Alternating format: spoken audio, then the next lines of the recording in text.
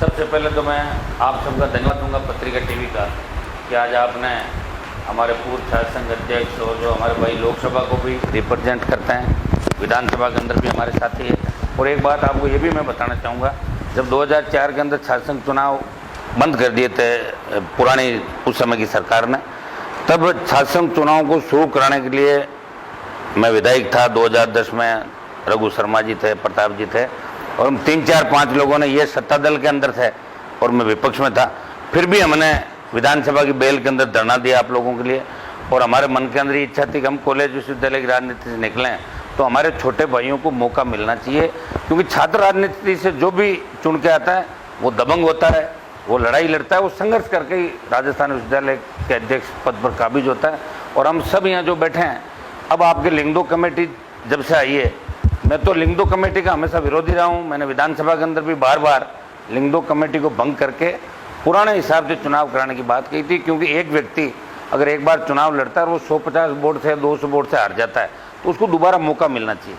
हम भी 2-2 बार चुनाव लड़े, ये भी 2 बार लड़े, आप 3 बार लड़े ना, लाउट जी 3 बार लड़े, रघु शर्मा जी अच्छा 2 बार लड़े। तो मतलब अगर उस समय लिंगदो कमेटी होती तो आज हम विधानसभा के अंदर नहीं होते। तो लिंगदो कमेटी के आधार पर जो चुनाव हो रहे हैं उससे तो मुझे कोई नहीं लगता कि कोई छात्र राजनीति कोई बहुत बड़ा बदलाव लाएगी। फरवरी के अंदर जब छात्र संघ कार्यालय बंद करा देते, कहीं तो वीसी करवा देते हैं और कहीं कॉलेज के प्रिंसिपल करा देते हैं कि अब एग्जाम शुरू हो गए, छात्र संघ अध्यक्ष ताला लगा के अपने घर जाओ। तो मेरे हिसाब से तो जो लोकतांत्रिक व्यवस्था के तहत चुनाव होने चाहिए, ये लिंगदो कमेटी की सिफारिशों को सरकार ने जो लागू किया है वो गलत है। और हम जब हमारा अगर मौका लगा आगे आने वाले चुनाव के अंदर तो ये तो तय है कि लिंगदो कमेटी को हम खत्म करेंगे। आप लिंगदो कमेटी की कुछ एक बार हनुमान जी आप बता रहे हैं कि कुछ सिफारिशें, लेकिन इसमें एक अहम चीज और भी है, क्योंकि पैसे का जो खर्च है उसका बोलबाला जो एक तरीके से कह सकते हैं धन बल जो है उसकी एक लिमिट तय करता है, लेकिन हकीकत क्या है वो तो सबको पता है। लेकिन एक वो छात्र नेता जिसकी वित्तीय स्थिति नहीं है लेकिन वो राजनीति में कैरियर बनाना चाहता है, तो फिर वो तो इस हिसाब से अपना कैरियर आगे कैसे बढ़ाएगा? देखो, जो संघर्ष करता है निश्चित रूप से उसको आगे जगह भी मिलती है।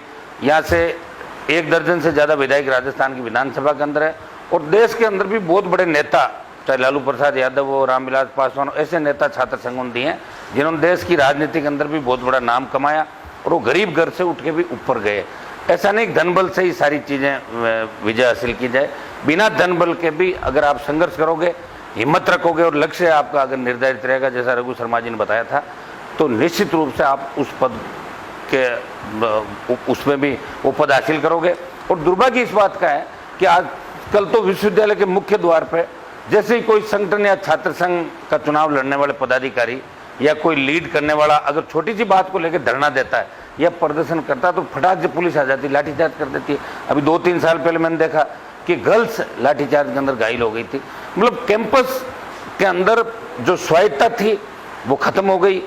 चाहे जिसको कुलपति बना दो, कुलपति शिक्षा मंत्री घर बैठा रहता है, छात्र संघ अध्यक्ष अपने जो बड़े नेता है, निर्दलियों का तो मैं नहीं कहता, लेकिन बाकी सब, मैं तो कहता हूँ कैंपस विश्वविद्यालय के अंदर बड़े दलों को अपनी राजनीति नहीं करनी चाहिए, इनको खुला वो होना चाहिए, इंडिपेंडेंट। इससे ज़्यादा फायदा होगा। बाकी बड़े नेताओं के फिर एक ग्रुप में बढ़ जाते हैं और फिर दूसरे काम में लग जाते हैं।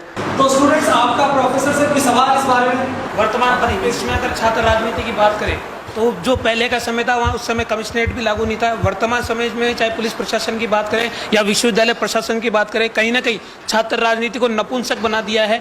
तो इसके ऊपर हमारे जो सभी लोग यहाँ पैनलिस्ट बैठे हैं, तो इसके ऊपर आपकी क्या राय है? हम लोग पोस्टर लगाते हैं, बैनर लगाते हैं, या हमारी मांग के लिए हम कैंपस में भी विरोध करते हैं तो हमारे ऊपर 3PD जैसे संगीन मुकदमे लगा देते हैं? क्या हम लोग यहाँ राजनीति करना चाहते हैं? छात्र राजनीति की प्रथम पाठशाला है, लेकिन हम इस छात्र राजनीति की ओर किस ओर ले जा रहे हैं? क्यों, क्या वास्तव में या पुलिस प्रशासन और विश्वविद्यालय प्रशासन का दबदबा बढ़ता जा रहा है? अगर वो संघर्ष करके कोई आदमी आएगा तभी तो आपकी तकलीफ को समझेगा। मैं तो आपको भरोसा दिलाता हूँ, हमेशा आपके लिए हम लड़े। ये सत्ता पक्ष में थे, ये बैठे थे उस समय चुनाव कराने के लिए। और लिंगदो कमेटी से चुनाव नहीं हो, अगर लिंगदो कमेटी की सिफारिश को खत्म कर दो तो अपने आप जो आप चाहते हो वो हो जाएगा। और हम जो आप कहना चाहते हो हम समझ गए कि पुराने जो भी लोग बैठे हैं वो कभी नहीं चाहेंगे कि नए लोग राजनीति के अंदर आए, क्योंकि उनकी दुकानें बंद हो जाएगी पुराने लोगों की। तो वो जानबूझ के आपको रोकना चाहेंगे। मैं तो मेरी तरफ से आपको भरोसा दिलाता हूँ कि अगर मुझे कहीं भी मौका मिला तो आपकी पुणे छात्र संघों की जो महत्व था वो स्थापित होगा।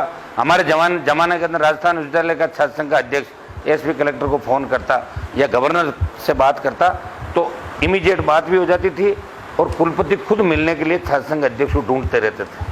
वो ज़माना था। अब एक ज़माना यह हो गया कि आपको एडम ब्लॉक के अंदर घुसने नहीं दिया जाता, रोज़ पढ़ रहे हैं अखबारों के अंदर। फिर भी मैं आपको धन्यवाद दूंगा कि इन परिस्थितियों के अंदर भी आप लोग लंबी लड़ाई लड़ रहे हो, रोज़ पुलिस की लाठियाँ खा के भी आप अपने हिम्मत और हौसले के साथ बढ़े हो। मैं धन्यवाद दूंगा। छोटी बहनें जो आई है, ये भी विश्वविद्यालय उस जमाने के अंदर छात्राओं के अंदर इतना जोश नहीं था, इतनी छात्राएं नेता नहीं थी जितनी आज विश्वविद्यालय और राजस्थान की अन्य कॉलेजेस आगे बढ़ रही।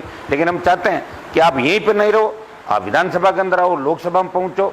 मैं तो मेरी तरफ से आपको भरोसा दिलाता हूँ, हनुमान बेनीवाल आपके लिए लड़ेगा और हर जगह आपके लिए संघर्ष करेगा। कहने की आवश्यकता नहीं। यहाँ बैठे सारे करीब जो विश्वविद्यालय के अध्यक्ष रह के विधानसभा के अंदर पहुंचे, हम सब आपकी भावनाओं को समझते हैं, सब आपके साथ हैं। जानबूझ के सरकार ने छात्र संघों को पंगु बना दिया, इनके कुलपति की और इनकी सबकी प्रिंसिपल की दादागिरी सब जगह राजस्थान के अंदर चलती है। कई जगह तो ड्रेस कोड लागू कर दिया प्रिंसिपल ने कि क्या आप ऐसे ड्रेस पहन के आओगे। एक छात्र संघ अध्यक्ष मुझे कह रहा था कि प्रिंसिपल ने कहा ऊपर का बटन बंद करो, आप अपना बटन बंद। तो ऐसी परिस्थितियां अगर हो जाएगी मेरे भाइयों, तो मुझे नहीं लगता कि कोई लोकतंत्र होगा। हमें नए लोकतांत्रिक व्यवस्था को स्थापित करने की आवश्यकता है और इसके लिए आपको संघर्ष करना होगा।